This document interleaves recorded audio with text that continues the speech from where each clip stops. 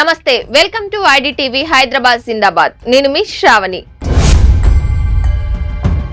చారిత్రాత్మక ప్రాంతంగా పేరొందిన మన భాగ్యనగరంలో ఎంత తెలుసుకున్నా ఇంకా మనం తెలుసుకోవాల్సిన చరిత్ర ఉంటుంది.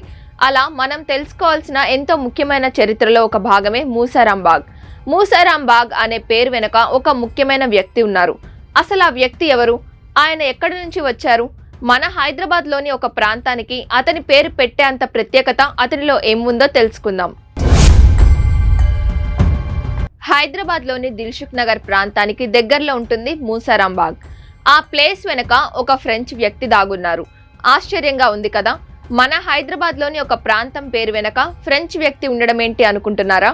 అయితే నిజాం కాలం నాటి ఈ మూసారాం బాగ్ అనే పేరు వెనుక ఉన్న వాస్తవాలను మనం తెలుసుకొని తీరాలి.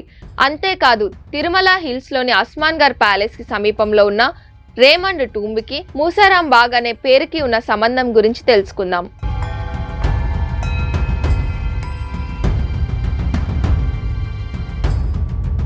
మూసారాం బాగ్ ప్రాంతం పేరు వెనుక ఉన్న ఫ్రెంచ్ వ్యక్తి మాన్షియర్ రేమండ్.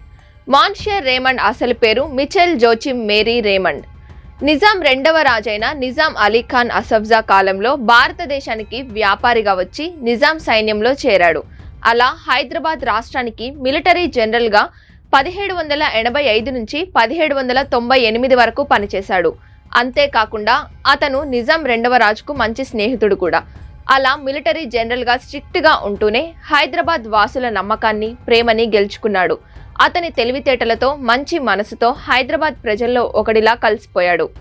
ముస్లింలు మాన్షియర్ రేమండ్ని మూసా రహీం అని, హిందువులు మూసా రామ్ అని పిలుచుకునేవారు. అంతేకాకుండా 1786లో గన్ ఫౌండరీని కూడా స్థాపించాడు. భారతీయుల మనసు గెలుచుకున్న విదేశీయులు అంటే ముందుగా మాన్షియర్ రేమండ్ పేరు గుర్తొస్తుంది ఇక్కడ ప్రజలకి.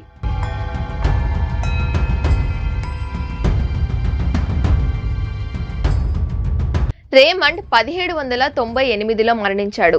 ఆయన మరణించిన తర్వాత తన టూంబ్ని అస్మాన్గఢ్ ప్యాలెస్ సమీపంలోని కొండపైన నిర్మించారు.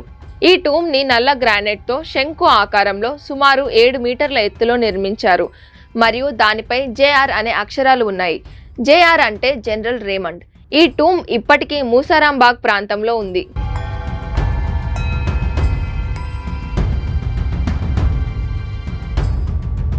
అయితే అసలు మూసారాం బాగ్ అనే పేరు రావడానికి కారణం మాన్షియర్ రేమండ్. ఆయన్ని హైదరాబాదీలు తమలో ఒకడిలా భావించారు. ఎంతో ప్రజాదరణ పొందిన రేమండ్ని మూసా రహీం అని ముస్లింలు, మూసా రామ్ అని హిందువులు పిలిచేవారు. కాబట్టి ముస్లింలు పిలిచే మూసాని, హిందువులు పిలిచే రామ్ని కలిపి మూసారాం బాగ్గా ఈ ప్రాంతాన్ని పిలిచేవారు. అలా ఈ ప్రాంతానికి మూసారాం బాగ్ అనే పేరు వచ్చింది.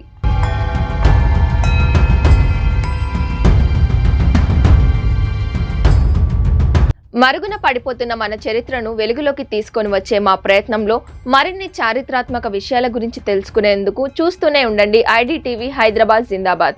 మరెన్నో అప్డేట్స్ కోసం ఐడిటీవీ ఛానల్ని సబ్స్క్రైబ్ చేసుకోండి. వీడియోస్ని లైక్ చేయండి, షేర్ చేయండి. అలాగే తప్పకుండా మీ సజెషన్స్ని కామెంట్ చేయండి.